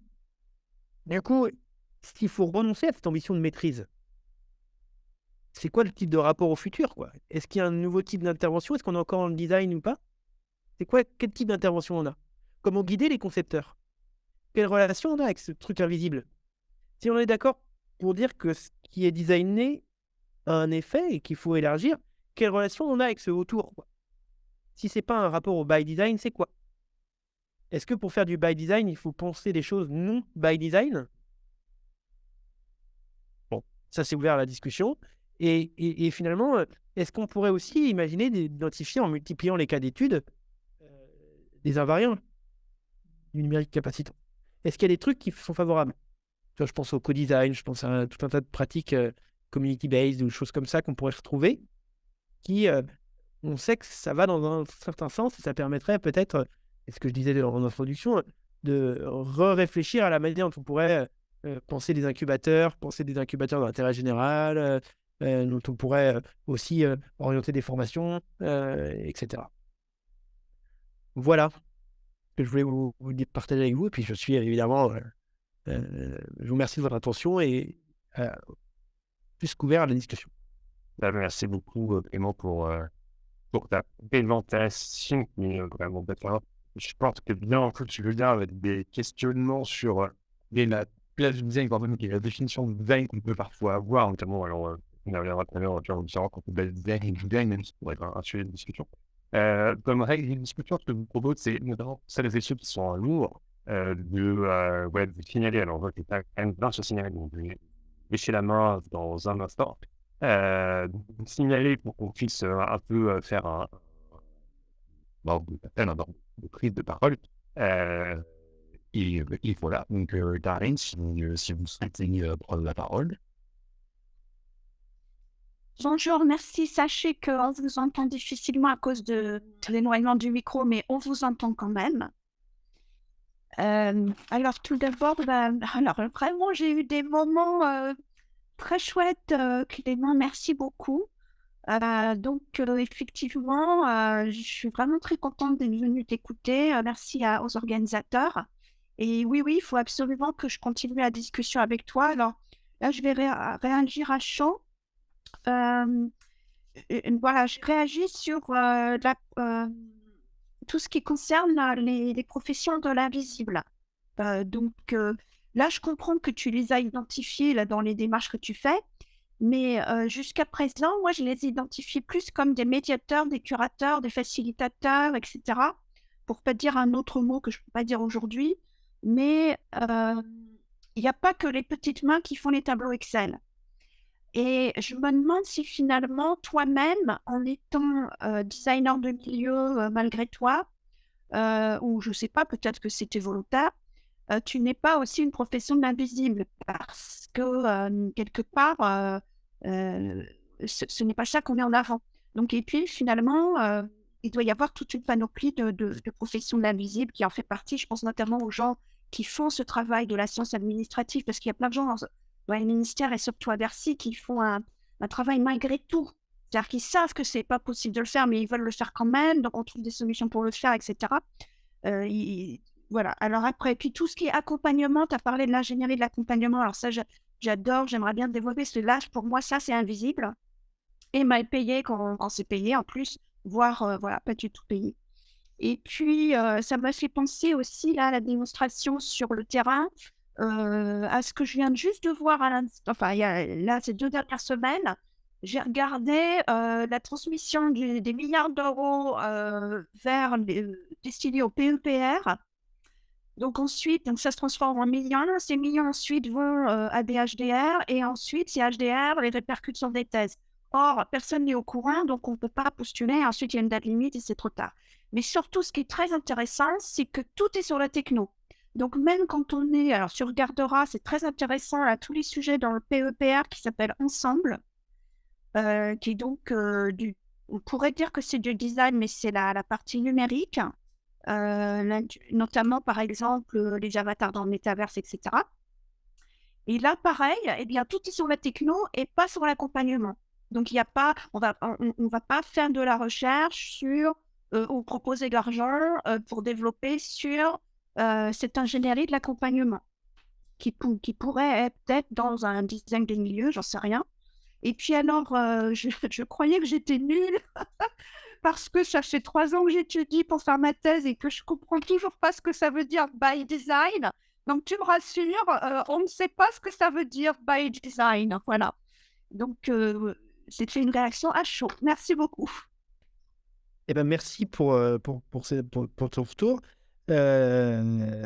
Du coup, bah oui, en fait, mon truc, hein, et j'espère que c'est bien ça que j'ai réussi à dire, c'est pas que les petites mains. Ça, les petites mains, c'est déjà été identifié dans la littérature. C'est-à-dire qu'il y a en sociologie du travail, il y a vachement de trucs sur Non, elle est bâtiments, ouais. le savoir d'expertise, tu vois, le savoir concret, le savoir du terrain, comment les astuces. Tu vois, Château Renaud, il a fait écrire des bouquins sur la faute professionnelle au début de sa carrière et tout, dans ce sujet du travail. Boltanski a fait des trucs. Enfin, il y a tout un tas de choses sur comment, dans la réalité des gens, ils s'adaptent avec les normes professionnelles. Donc, c'est au-delà de ça. Et je pense qu'il y a effectivement toute cette panoplie de ce que tu as appelé, Karine, les métiers de l'invisible, là. Et c'est tout à fait ça. Et je pense effectivement, quand je participe à ça, je rentre dans cette catégorie des métiers de l'invisible qui contribuent à faire évoluer le milieu dans lequel j'évolue. C'est pour ça que je ne crois pas beaucoup à la neutralité axiologique. Tu vois. De toute façon, tu es déjà embarqué dans le milieu sur lequel tu agis et tu as une praxis. Donc, forcément que tu es embarqué dedans. Et ça, je pense qu'il faut justement essayer ce serait intéressant de faire des typologies un peu plus de ces métiers, de saisir c'est quoi les fils autour, quelles sont les tâches et les métiers associés. Donc voilà, c'est vraiment autour de ces métiers de l'invisible, une vision très large qui est exactement combinée avec le travail malgré tout, là, que tu parlais. Il n'y a pas très longtemps, là, il y a Clara Deville qui a sorti un article sur la vie des idées où elle a travaillé sur les bénéficiaires du RSA et sur la numérisation, comme la numérisation les met encore plus en difficulté. Vraiment, c'est de double peine, quoi.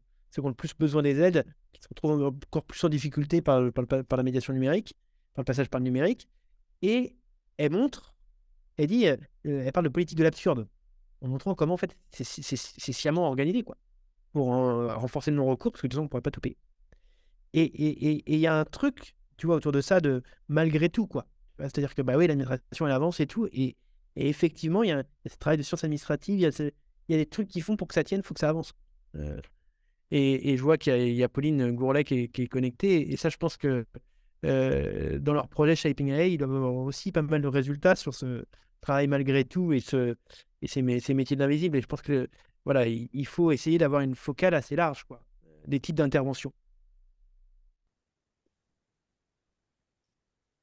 Je ne sais pas s'il y avait encore des questions, peut-être en priorité. Oui, moi je me questionnais sur les livrables de ce programme. Comment est-ce qu'ils ont été intégrés et par qui concrètement? Alors, c'est assez variable selon les administrations. Parce qu'en fait, il y a plusieurs catégories de livrables.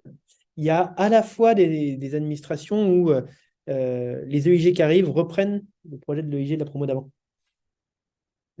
Le projet est gros dans certaines administrations. Et du coup, ça avance par année, quoi. Donc, le livrable, là, il peut ne pas être terminé. C'est-à-dire que le livrable, c'est que ça va être continué par la promo d'après. Ça, c'est une première catégorie. Et donc là, il y a aussi des administrations qui ont un objectif très calibré et qui ont, par exemple, prévu de prendre des prestataires derrière pour le terminer, mais qui y tiennent à leur truc, qui tiennent à leur livrable. Tu as ceux qui traînent un peu des pieds et qui, du coup, vont beaucoup plus traîner ou du coup, par exemple, c'est toute la catégorie des gens qui ont dû se batailler pour l'ouverture. Du coup, l'administration au début trouvait l'idée intéressante, mais par exemple, va complètement tuer la dimension open source et du coup, va mettre pas mal de bâtons dans les roues au projet, ce qui fait qu'il va arriver avec une pérennisation très fragile, quoi, et qui risque d'être un peu lettre morte. Et puis, tu as ceux où ça s'est mal passé, où le livrable est à peine produit, quoi. Du coup, ça a conduit à se questionner sur capacitant pour qui, en fait? Parce que là, c'est capacitant pour les gens qui y participent, c'est indéniable. Mais au final, est-ce que c'est capacitant pour le système qui est censé l'accueillir? Manifestement, ça semble pas être une priorité, non? Capacitant pour le système, c'est-à-dire? Là, concrètement, le gouvernement passe une commande, mais il laisse le choix quand même de l'intégration de ce résultat. Donc, ça reste capacitant principalement pour les gens qui y participent, c'est évident, et que ce soit des mains invisibles ou visibles, mais ça n'est pas pour le commanditaire, en fait, en somme. Je me demandais simplement comment, concrètement, ça pouvait le devenir aussi pour le commanditaire, parce que... Et puis même pour le citoyen, on pousse l'usager, en tout cas. Enfin, là, c'est plus la figure de l'usager que de service public, avec cette idée de dire, et c'est exactement ça, c'est capacitant pour qui, c'est vraiment le truc. effectivement, je pense qu'il faudrait que j'arrive à être un peu plus pluriel. Je pense, parce que il y a quand même une espèce de dissonance cognitive dans ce machin, où les gens arrivent en disant, non, je vais vous apprendre à être plus agile, mais en fait, je chasse un peu des UTP, quoi. Bah, on laisse pas trop de la place finalement. Enfin, ou cette place, elle est pas prévue en fait en amont. Enfin, c'est-à-dire que le dispositif se déroule très bien, etc. Mais il n'y a pas nécessairement de place après à donner en amont. Est-ce que ça, c'est pas une limite justement à ces milieux capacitants? Enfin, je m'interroge, hein. Ah ben, si, mais je pense que c'est ça, c'est que, tu vois, ils arrivent, en fait, ça avance quand même petit à petit. Le point de départ, il est quand même très codislo, quoi. Et c'est-à-dire que, tu vois, en politique, en communication politique, il y en a qui aiment bien parler de l'effet blast. C'est-à-dire, quand je vais annoncer ma candidature, boum, je vais me créer un espace politique. Les politiques sont toujours à la recherche d'un espace politique. Et ben, là, il y a vraiment cette ambition que du fait qu'on met une techno, boum, il va y avoir un effet blast avec l'arrivée des gars. Mais en fait, des fois, il n'y a pas d'effet blast. L'administration, elle se resserre, et du coup, ils n'arrivent pas à créer cet environnement capacitant. Ça ne marche pas à tous les coups. Donc, ça, c'est un premier truc. Et deuxième truc qui est intéressant, et moi qui me marque, c'est un peu cette idée de travailler malgré tout, mais on voit bien que par moment, en fait, ceux qui font ont du mal à avoir cette lecture plus globale. Quand tu dis ceux qui font, c'est les EIG. Les EIG, même ceux qui s'occupent du programme. C'est ça. Ouais. C'est quoi leur vision du numérique d'intérêt général global? Oui, puis c'est ça, enfin, moi, j'en reviens toujours à cette question, c'est comment ça s'intègre en fait le reste, parce qu'on a l'impression que c'est une cellule un peu indépendante, et je pense que c'est très riche et c'est fondamental, mais est-ce que la question, c'est pas comment ensuite c'est versé dans...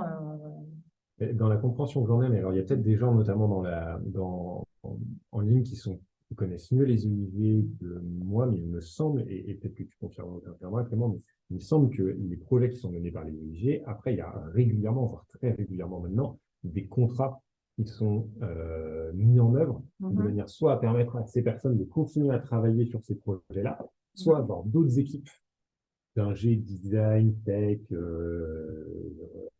techniciens du numérique qui continuent à travailler sur ces projets-là, même s'ils sont réintégrés soit au sein de la DINUM, soit au sein d'autres divisions. Si c'est étalable qui est au-dessus de la DINUM ou l'inverse, enfin bref. C'est la DINUM qui est au-dessus. Le D, c'est direction. Ouais.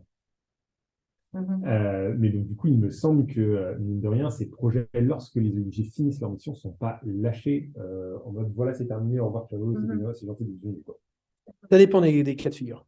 Il y a, ça, là, j'ai pas développé ça parce que je suis vraiment venu sur le côté design, mais il y a cette entrée sur les profils et les parcours, tu vois, des EIG. Et moi, à ce stade, j'ai quasiment la moitié qui a cherché à rester dans l'administration. En tout cas, le temps tu vois, il y a eu énormément de contrats courts derrière pour terminer. Et ça, c'est une question que moi que j'avais aussi sur la politisation, alors au sens large de ton projet, à la fois sur justement les personnes qui rentrent au sein des EIG. Est-ce que d'une certaine manière, au-delà de code ISLO, il n'y a pas une sorte aussi de nouvelle forme de politisation de ces individus qui, en fait, plutôt que d'avoir une forme de revendication politique ouverte, se disent je vais rentrer dans ces institutions de manière à faire jouer les valeurs que je porte par l'administration, parce que justement, en devenant technicien, j'aurai plus de poids qu'en étant citoyen même engagé. Donc déjà, sur cette première question. Moi, c'est pas trop ce que j'ai comme retour des entretiens. Okay. Souvent, notamment, quand le point de départ est plus simple. C'est beaucoup plus, je me dis que, enfin, quand je dis c'est mes enquêtés me disent facilement, je me dis que j'ai des compétences. Si je peux aider au schmilblick, pourquoi pas. Il paye bien en plus. Pardon? Et puis il paye bien en plus. Et puis, oui. Mais non, mais voilà, là, je savais pas trop quoi faire. Je me suis dit, je sais pas trop quoi faire. Voilà, je me suis dit, si je peux aider et que l'administration va aussi mal qu'on me dit, pourquoi pas. C'est beaucoup plus ça qu'un projet politique. D'accord. Tu sais, les projets politiques et les ingénieurs. La politisation des ingénieurs, c'est quand même pas extraordinaire. Et une question sur le lieu où se sont passés ces différents ateliers. Est-ce que, tu sais, il y a une permanence du lieu entre les différentes promotions parce que j'ai l'impression d'avoir reconnu le Liberté Living Lab. Oui. Je ne me trompe pas? Oui, oui. Alors, il y a une partie qui se passait dans les locaux de la BINUM, donc avenue de Ségur, dans les grands bâtiments du ministère, tu vois, des services du Premier ministre, en fait, hein. Et puis, toute une partie des ateliers qui étaient au Liberté Living Lab, et puis des séminaires qui se faisaient à l'Ermitage, qui est un tiers-lieu Picardie. Et tu sais si c'était une première, le lieu, parce que je me dis qu'en fait, moi j'ai bossé 9 mois au Liberté Living Lab en 2019. Et j'avais l'impression que sur certains programmes, la continuité dans le projet elle était parfois plus du côté du Liberté Living Lab que des commanditaires issus du ministère. On a travaillé pour le ministère de l'Intérieur et le ministère de la Santé, le ministère de la Transition écologique aussi. Et moi, c'est une impression. Enfin, je n'ai pas à vérifier, je suis pas restée longtemps. Mais est-ce que tu sais si ce lieu était nouveau pour la promotion numéro 3, c'est ça? Ouais, promo 3. Alors, ça, je ne sais plus. Non, je crois que c'était une innovation. Je redemanderai. Dans le côté invisible, Ouais, c'est intéressant. Ouais. franchement, moi, Moi, je n'avais pas été impressionné de ce qui s'est passé. Ah oui, bah alors après, ça dépend peut-être des programmes. Mais moi sur certains des programmes qu'on a suivis, j'ai parfois un peu halluciné sur euh, ouais, sur la constance dans l'énergie déployée, sur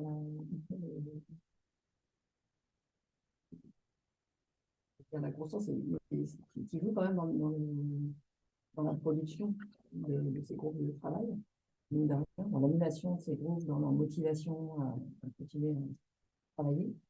Et il y a vraiment des fois où j'avais l'impression que c'était du côté Ouais. qui est quand même un prestataire au final. Donc, moi, ça m'a quand même. Et là, ils avaient des en gros, le Liberté leur servait de lieu d'atelier ouvert, quoi. Ouais. Moi, j'ai pas vu beaucoup de gens du Liberté, d'ailleurs, tu vois, échanger avec eux. Et c'était beaucoup plus. Ils avaient un après-midi, en gros, par-ci, par-là, où ils pouvaient venir. Donc, il y avait des ateliers très réguliers toutes les semaines, mais ils venaient pas tous. Et quand tu avais un problème, tu venais soit échanger avec d'autres pour faire des échanges plus techniques, ou rencontrer les links, justement. Puis il y en a beaucoup qui étaient très contents d'utiliser ça pour venir au centre de Paris, quitter un peu le bureau. Parce que voilà, les routines plus administratives où tu viens au bureau tous les jours. Il y a un truc aussi qu'on n'a pas trop évoqué, mais c'est très très différent en fonction de l'administration où tu es, de la taille aussi de ton administration. Être à Bercy, ça n'a rien à voir avec. Il y en a qui étaient à l'agence du bio. Ouais. Et qui faisaient du boulot de cartographie des parcelles bio. Tu vois, pour automatiser. Et c'est hyper important en fait, notamment parce que quand tu es en parcelle bio, il y a un enjeu qui est autour de toi. Parce que si ça traite à mort au juste autour, ta parcelle ne peut pas être bio. C'est logique, hein.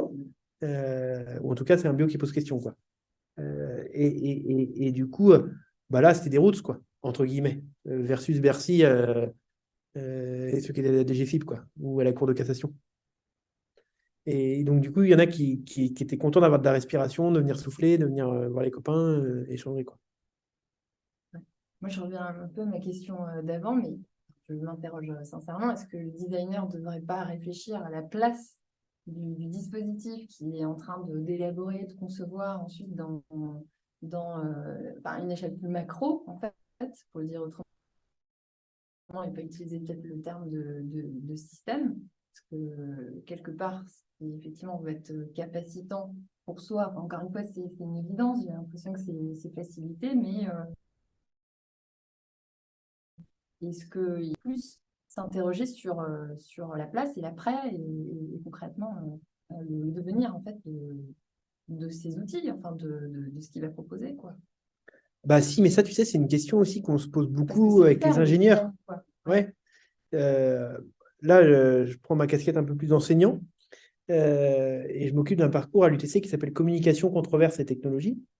Et j'ai un cours sciences et débat public, tu vois, sur vraiment les enjeux de la posture sociétale de l'ingénieur, pour aller vite. Et du coup, ce qu'on se rend compte, alors, on pourrait vite avoir le discours de dire faut que les ingénieurs aient conscience de ce qu'ils font pour changer le monde, etc. Ouais, mais en fait, quand tu es pris dans la machine plus globale, c'est compliqué à hauteur d'homme de réussir à trouver des leviers du changement. Et je l'ai aussi vu, moi j'avais fait une autre enquête sur le mouvement On est la tech. Je ne sais pas si vous avez entendu parler. C'est quelque chose, bah, toi oui. Qui étaient des. Parce que je l'ai vu sur le terrain. Et du coup, il y avait.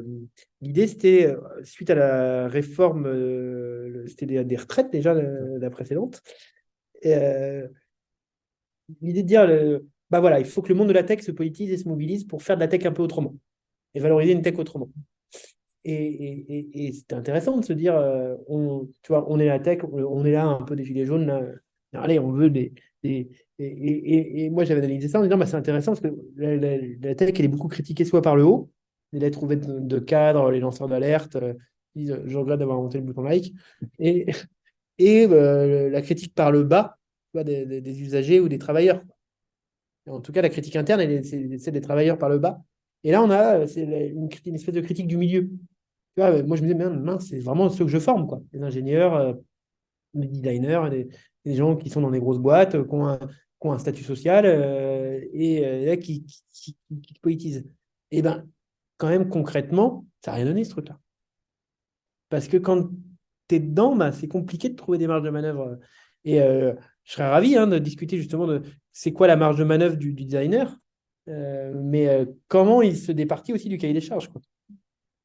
Et ce qui est intéressant d'ailleurs, c'est ce côté différence entre le design et le designer dans ce que tu montres, c'est-à-dire qu'il y a un design de politique publique, ou en tout cas une mécanique d'administration, qui est le fait a priori de personnes qui ne sont pas designers, mais qui sont plutôt justement fonctionnaires, qui vont mobiliser d'autres manières, d'autres méthodologies, même si, in fine, quand on regarde ça avec du recul, on peut se dire, ah bah ça correspond parfaitement à la définition qu'on donne du design. Et par contre, les designers, c'est-à-dire ceux qui ont été formés pour appliquer ces méthodologies-là, et qui ont les compétences a priori de ces méthodologies, en fait, eux, ils interviennent sur la dimension beaucoup plus micro, qui est concrètement réaliser la partie, alors je vais peut-être dire les interfaces en UX pour ce qui concerne les OIG, mais en fait, qui sont les techniciens de la mise en œuvre d'un processus qui les dépasse complètement. En fait, ce qui est intéressant, je trouve aussi, et ça rejoint des questions, là encore, pédagogie pour moi, et puis aussi des intérêts personnels, mais comment est-ce qu'on arrive à travailler avec nos étudiants sur le fait qu'on les forme au design, mais que quand on leur remonte ça, il faut être très clair avec eux sur le fait qu'ils ne prendront jamais ce genre de décision, en fait. Ou en tout cas, pas dans les 20 prochaines années. C'est ça. Et ça, j'ai l'impression que c'est quand même un enjeu fort, notamment dans des écoles comme la nôtre, ici à l'école de design, puisque de fait, on revendique de former des designers à leur manager, ou en tout cas qui ont des niveaux de hiérarchie dans les entreprises dans lesquelles ils arrivent. Et pourtant, ce qu'on constate sur le terrain, c'est cette situation-là, c'est-à-dire que le design va être réapproprié par d'autres comme une forme de méthode d'innovation presque performative, et que les designers, par contre, eux, sont mis au sein du processus dans sa globalité et ont très peu de pouvoir d'agir sur leur discipline, qu'ils doivent par contre justifier. Ouais. Et ça, c'est énorme, ça.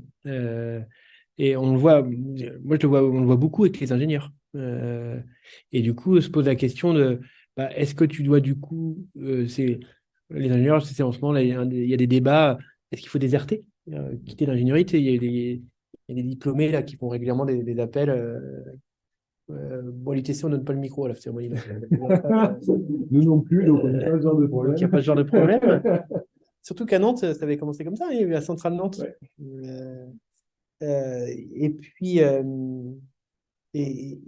ou alors créer son activité à côté. Tu vois. C'est intéressant ça d'organiser des retours d'expérience. Tu vois, je pense à certaines agences, tu vois, vraiment, eux, comment est-ce qu'ils se perçoivent dans ce truc-là. On a des représentants de la 7e région, je crois, qui sont en ligne, dans une autre veine que vraiment, mais c'est pas. Oui, j'allais dire, ou la 27e, tu vois. c'est des discussions que j'ai déjà eues avec Stéphane, Vincent, justement sur la portée et puis comment tu fais pour... tu sais, tu as aussi ça beaucoup dans le monde des communs. Est-ce que tu peux être entrepreneur militant? Est-ce que c'est une question du statut? Tu vois, les civic tech, t'es beaucoup posé cette question-là. Euh, Moi, ça m'agaçait un peu, mais tu vois, ce côté militant à numéro de tirette, là. Parce au début, donc pareil, ça c'était des terrains où j'étais très impliqué, parce que j'étais administrateur de démocratie ouverte au début, etc. Puis j'étais vice-président, non. Mais moi, j'arrivais avec une culture plus associative. Je savais ce que c'était qu'un CH, je savais ce que c'était que faire des trucs d'assaut, quoi. Tout cela, ah ouais, mais d'accord, c'est pas rémunéré? Non, c'est une activité associative. Tu vois, enfin, tous, non, enfin, puis je vais pas rentrer j'ai écrit d'ailleurs des textes qui, je pense, rendent justice, tu vois, et je respecte beaucoup ces terrains-là, donc c'est pas ça le truc. Mais il y a quand même ce truc, notamment dans le numérique, de se dire, et ça nous dit aussi quelque chose des formes d'engagement aujourd'hui, tu sais, par mon mode de vie, par mon métier, par la manière dont j'agis, militant. C'est la même chose aujourd'hui que les gens qui ont le sentiment que ils agissent plus sur l'écologie en étant vegan qu'en militant à Europe Écologie ou tu vois. C'est ceux qui vont aussi te dire, nous on l'a vu là, avec Jean-Baptiste sur sa thèse, que Greenpeace c'est des boomers et qu'il faut maintenant aller voir la 214 qui agit directement sur les modes de vie, quoi. Bah, c'est une forme de radicalité, au cas. Alors, de toute façon, moi je pense qu'aujourd'hui, il y a quand même quelque chose dans l'air du temps qui dit que la radicalité prime. Tu vois, la radicalité paye. Le gouvernement nous le montre. La radicalité prime sur le dialogue. Mais Et est-ce donc, qu'entre ces extrêmes, il n'y a pas un panel quand même, et des choses bah si. exploitées et des leviers? Et c'est justement ça. Il me semble qu'il y a Ouais. quand même un gros levier sur le designer en amont, il s'assure de la place de son livrable et de la mise en œuvre. Après, je prends l'exemple de la Convention citoyenne pour le climat. Finalement, c'était assez clair, c'était très capacitant, ça a été un succès, jusqu'à ce que le gouvernement dise qu'en fait, en gros, il y avait pas de place pour ce qui avait été proposé. Donc, là, c'est encore plus dommage parce qu'au départ, c'était annoncé comme tel. Mais est-ce que le designer voilà, peut pas en amont faire entrer dans son cahier des charges et auprès de son commanditaire aussi négocier pour voilà, certaines. Ouais, une mise en œuvre. Ah, mais Ou en bien tout sûr. cas, Et voilà. en tout cas, qu'on parte pas avec une autre impression, j'y crois beaucoup. C'est-à-dire, c'est exactement ce que je disais au début, tu vois, pas tomber dans la technocritique débile, en disant, non, il n'y a rien tu vois, je casse tout et je m'en lave les mains, non, bah, vous trouvez une solution, et en même temps, rien critiquer, tu vois. Bah non, Ouais, je pense qu'il y a on une, crée un il y a, espace un peu hybride en il y a fait, une, aussi il y a une entre les deux. nécessité Ouais. d'hybridation, il y a une nécessité quand même de se ménager de manière très située souvent, des marges de manœuvre, des réseaux interpersonnels qui font tu vas avoir aussi une légitimité, qui va faire que tu vas pouvoir avoir des marges de manœuvre. Si tu as un peu de renom, bah, tu vas peut-être aussi pouvoir négocier des trucs.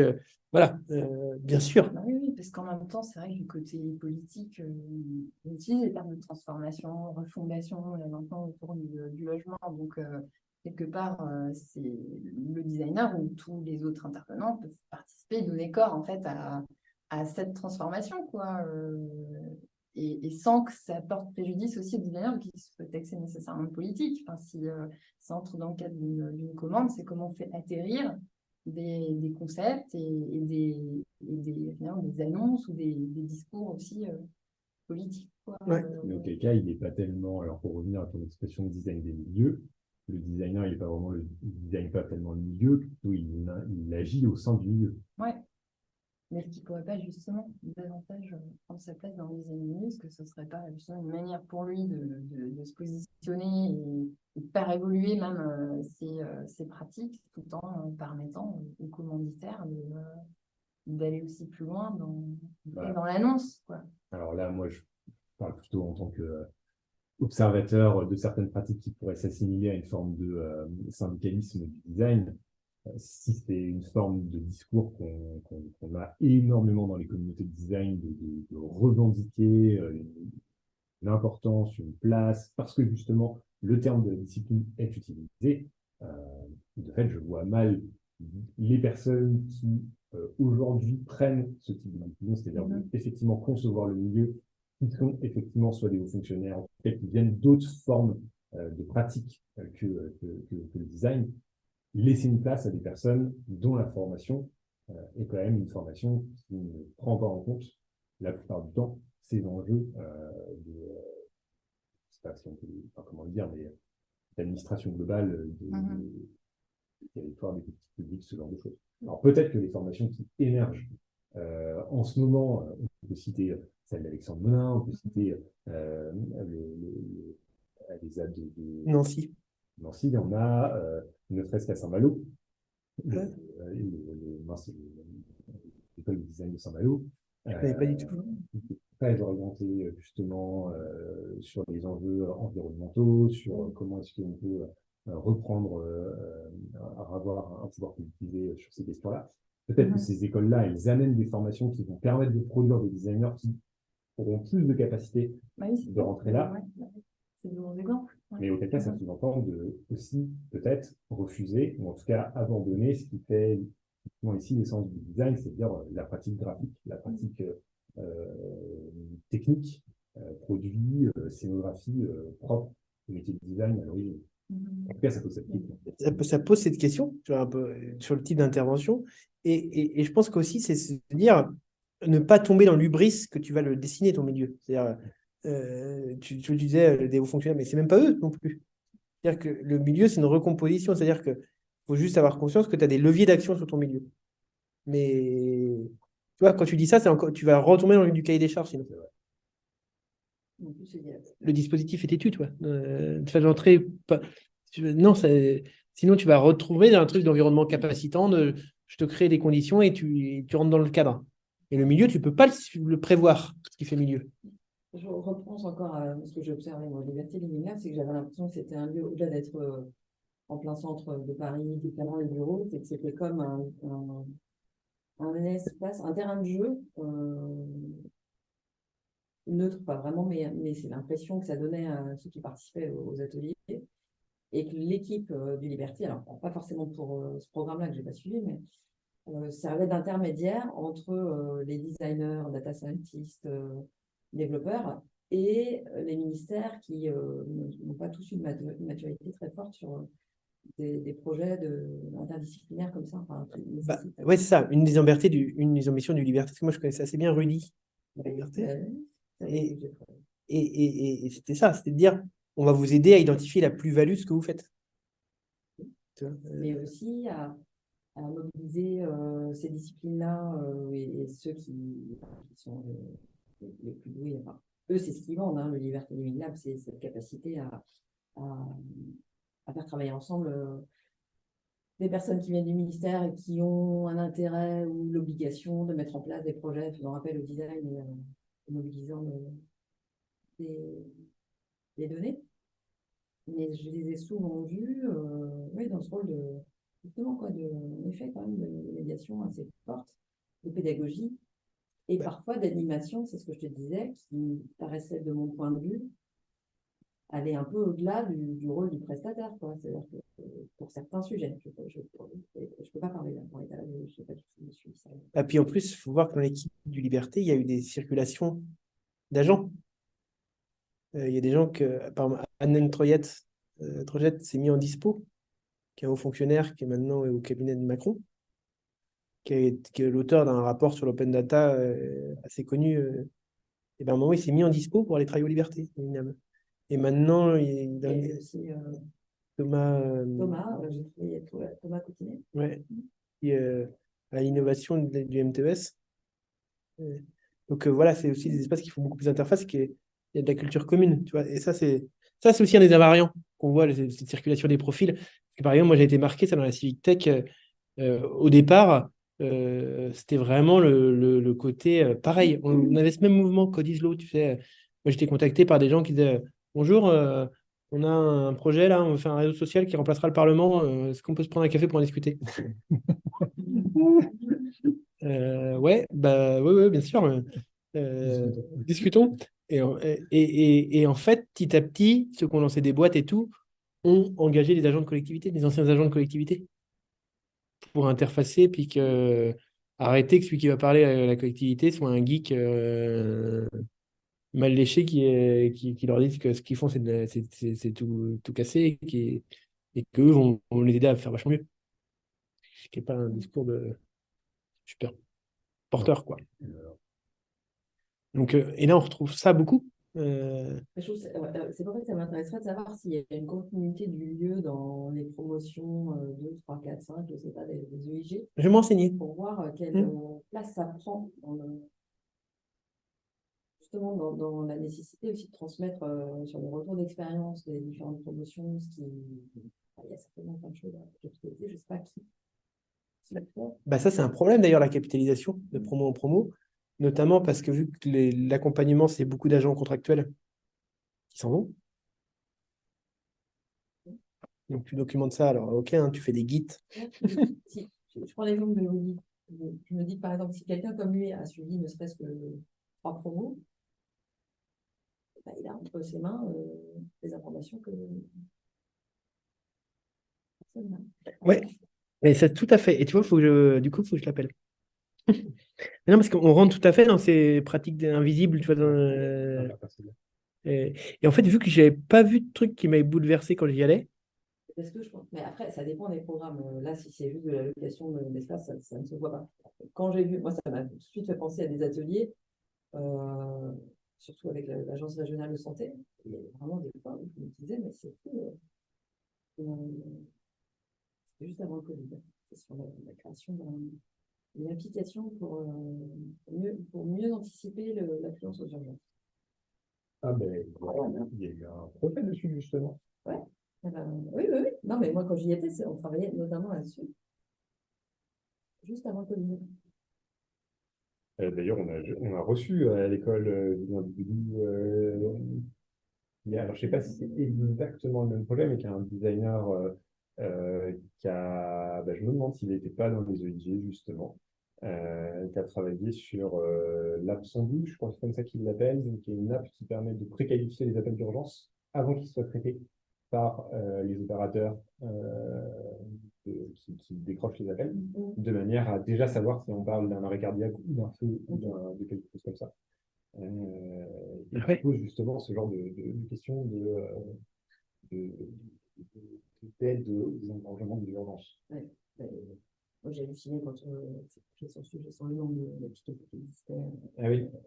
Sur Téléporte et sur.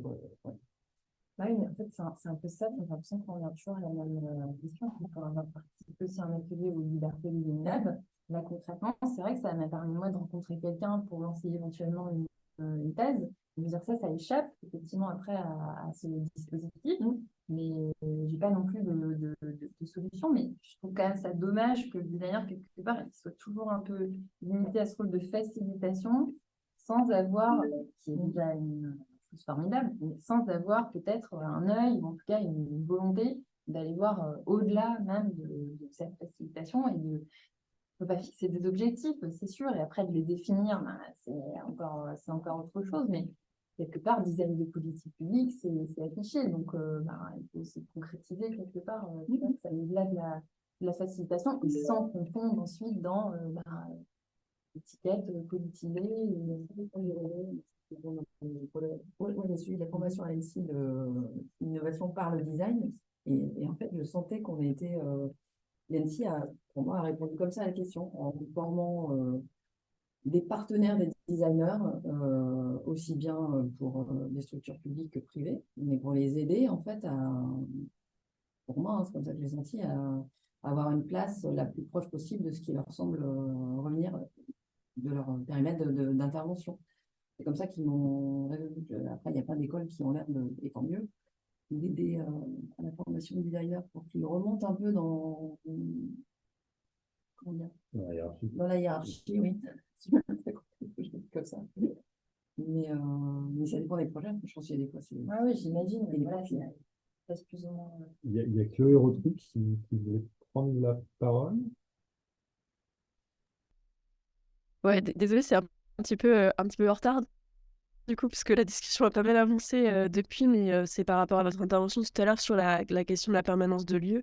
Moi, je parle pas avec la casquette 27e, mais avec la casquette EIG5, du coup. et où en fait, il y avait pas en tout cas de suivi. En tout cas, toutes les équipes avaient été renouvelées. Enfin, moi, je suis vraiment super intéressée par la présentation que vous avez faite et avec plus le sentiment que chaque promotion était une espèce de remise à zéro. Enfin, nous, toute l'équipe d'encadrement du programme avait été renouvelée. Il y avait assez peu de liens, que ce soit physique, en tout cas, avec les précédentes promotions. Et finalement, ce qui nous liait le plus, c'était plus un espèce de Slack commun sur lequel les personnes allaient échanger, essayer de garder du lien d'une promotion à l'autre, mais c'est à peu près tout. Et on avait un peu ce sentiment que les questions, en tout cas que là vous posez, elles se reposaient à chaque promotion, en fait. Ah, et ça, d'ailleurs, je serais intéressé à l'occasion qu'on en discute, ton expérience promo 5, euh, parce que moi, c'est le sentiment que j'ai eu quand même. C'est-à-dire le défi de la capitalisation. Et d'ailleurs, je le mettrais bien moitié dans mes invariants. Parce que un de mes dadas, moi, je suis un fan de typologie. Moi. J'adore faire des typos, puis et j'aimerais bien faire des invariants du numérique d'intérêt général. Et est-ce que justement la capitalisation, on serait pas évaluation capitalisation? Ouais, que le co-design, l'évaluation, dans ces formes d'intervention. Construire et je me souviens qu'il y avait des designers qui avaient justement essayé de... Pardon. Vas-y.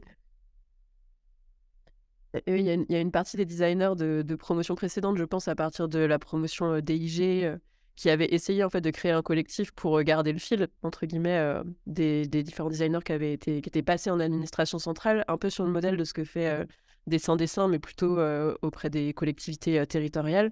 Et ça prend assez peu pour l'instant. Parce qu'en fait, on constate aussi qu'il y a un peu comme, alors je vais le dire assez mal, mais des profils de designers assez différents en fait embarqués dans ces défis-là. Des personnes qui vont prendre plus rapidement un rôle de technicien du design, comme vous le disiez tout à l'heure, et qui vont aller sur la conception d'interface et une pratique en fait vraiment du design numérique, et des personnes qui sont embarquées avec un profil peut-être plus proche du design des politiques publiques ou du design de service, et qui vont un peu interroger la place du dispositif dans l'administration, et du coup peut-être moins aller jusqu'au prototype. Poser des questions qui peuvent être intéressantes, mais par rapport aux attentes aussi des commanditaires de projet, le fait de ne pas produire du prototype visible, vendable, entre guillemets, en 10 mois, c'était aussi un problème. Ah bah oui, ça on l'a beaucoup vu. Puis je suis tout à fait d'accord. Et puis il y a cette idée aussi, ceux qui ont la capacité de savoir faire avec. Tu vois. Enfin, je vous voyez tout là, il faut que j'arrête le partage. Ouais, non, alors en ligne, il voit plus ton écran, mais nous, on le voit encore sur les bancs. Bah, attends. Là, on vient de perdre. Rebranche, si tu peux. Ça. Hop. Non, pas l'autre, mais juste ça, ça va. C'est bon? Vous m'entendez? Chloé, tu m'entends? Pour l'instant, est en modèle. Alors, on vous entend bien, on a juste perdu la vidéo. Moi, c'est bon, vous avez retrouvé. Ouais, bon bah super. Et autour de ces idées-là de savoir faire avec, tu vois, il y a des formes comme ça d'ajustement que moi j'avais identifiées sur en gros comment tu gères l'espèce de dissonance cognitive, et certains y étaient plus ou moins sensibles selon les défis. Je sais pas si ça fait coup un peu à ce que tu voulais dire et comment tu le voyais, mais il y a des défis qui étaient soit très centrés produit, ou d'autres plutôt centrés sur le rapport à l'administration et ce que ça faisait à l'administration. C'est un peu ça que tu voulais dire? Oui, je suis d'accord. Oui, complètement. Et après, il y a dans le centrage des défis en tant que tel, mais aussi dans les équipes en fait qui allaient porter ces défis-là. Il y en a qui étaient plus sensibles à cette approche-là que d'autres. Et du coup, ça donnait aussi un résultat différent. Je pense assez de manière un peu caricaturale, mais des défis où il y avait que des data scientists, par exemple, allaient être traités de manière très différente que des défis où il y avait une pluridisciplinarité aussi dans l'équipe. Ouais, ça, et puis il y a aussi un truc, c'est que tu vois, il pourrait y avoir on en parlait tout à l'heure, une dissonance cognitive par rapport à la finalité du programme. Mais en fait, souvent, elle est repoussée, on verra après, du fait que tu es submergé de boulot, en fait. Tu es pris dans un truc où tu as 10 mois et on te presse de partout, on te pousse aux fesses pour que ça avance et que ça marche. Parce que vu que tu es vitrines, il faudrait évidemment pas que tu échoues ou que tu démissionnes. Donc moi, j'ai vu par exemple des problèmes RH, les VG se détestaient entre eux, tu vois. C'est un défi. Ça marche pas du tout, par exemple, dans l'équipe. Ouais. Et là, pompier de toutes parts pour que ça tienne. mais du coup, il n'y a plus du tout d'énergie qui est mise à réfléchir à la finalité. Donc, on voit comme ça une série de... Ce que je trouve intéressant. Ouais. Oui, vas-y. Et Clément aussi par rapport à ce que vous dites tout à l'heure sur un peu le côté cool kid en basket. Enfin, je caricature, mais c'était, enfin, je trouvais ça que c'était assez bien dit. L'intention en tout cas des équipes qui géraient les promotions, en tout cas à partir de moi ce que j'ai vu, c'est-à-dire la promotion 5, avait un peu changé de posture aussi sur ce volet-là en disant notre objectif en tant que programme, c'est pas seulement que vous alliez produire justement des produits numériques, mais que vous ayez envie de rester dans l'administration et du coup on est moins, comment dire, ouvert à ce que vous arriviez. Enfin, j'ai une anecdote un peu bête, mais quelqu'un qui arrive, qui est développeur, qui a une casquette, c'est bah non, en fait, maintenant, on veut essayer d'institutionnaliser ce programme-là. Donc, en fait, le développeur en basket casquette, c'est pas OK. Il faut réussir à mieux jouer le jeu de l'administration centrale, etc. Ce qui avait, enfin, qui pour moi est assez différent de ce que tu observais dans tes premières promos.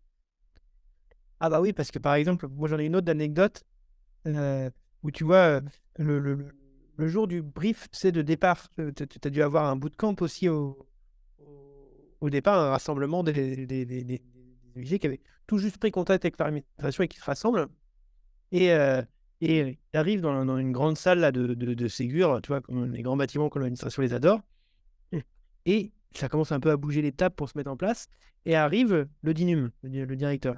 Et le premier truc qu'il dit, il dit ah, vous avez déjà booté les tables, c'est génial, vous êtes disruptif, c'est génial. Tu vois, je sais pas combien de fois il a dit disruptif dans ces 2 minutes de discours, parce qu'il y a vraiment, c'est attendu, quoi. Donc, puis il y avait cette ambiance de blague autour de ah là, vous allez être dans un endroit, il va falloir badger, hein. Alors que tu vas dans plein de boîtes maintenant, il faut badger les choses. Ouais, et va faire un tour à Station F. Derrière, je vais voir que tu pas badger. C'est bien, tu as passé 0,2% de ton temps cette semaine. Peut-être peux-tu faire un effort. Et ce qu'on fait absolument pas dans l'administration. Mais il y avait beaucoup ce discours, tu vois. Ah là, va falloir. Il manque en fait après aussi une association. Et ce qui alimente aussi, moi j'avais retrouvé la naïveté aussi de certains sur le terrain, qui arrivaient en se disant qu'ils allaient être attendus comme les Messi. Or, ils arrivent, ils sont pas forcément attendus comme les Messi. Ils peuvent être aussi se retrouver beaucoup plus mis en difficulté. Et ça, mais après, c'est peut-être pas forcément une mauvaise chose, hein, que la science administrative fait qu'on affine un peu le profil des gens qui y vont. Parce que moi, j'avais trouvé vraiment que le côté parfois début de carrière aidait pas, hein. Notamment aussi une petite question de genre sympathique, hein. Quand tu étais une petite nana et que tu étais censé en réunion expliquer au DG des trucs, j'avais beaucoup de retours ils ne prenaient pas au sérieux, quoi.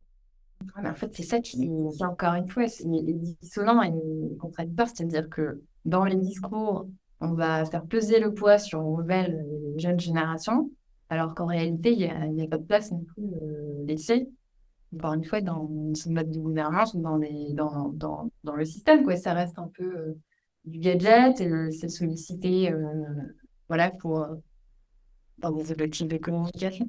Je sais pas qui est connecté là, je sais pas jusqu'où je peux aller, mais enfin, voilà, c'est que il y a une forme de contradiction entre ce qui est annoncé et ce qui est réellement possible, en fait. Ça, c'est tout le truc qu'on a creusé avec Swazik, quoi. Tu vois, avoir pu justement discuter, co-construire ces questionnements avec Swazik, qui était donc l'accordé. C'est le côté où, bon, on peut couper l'enregistrement. Allez, on finit la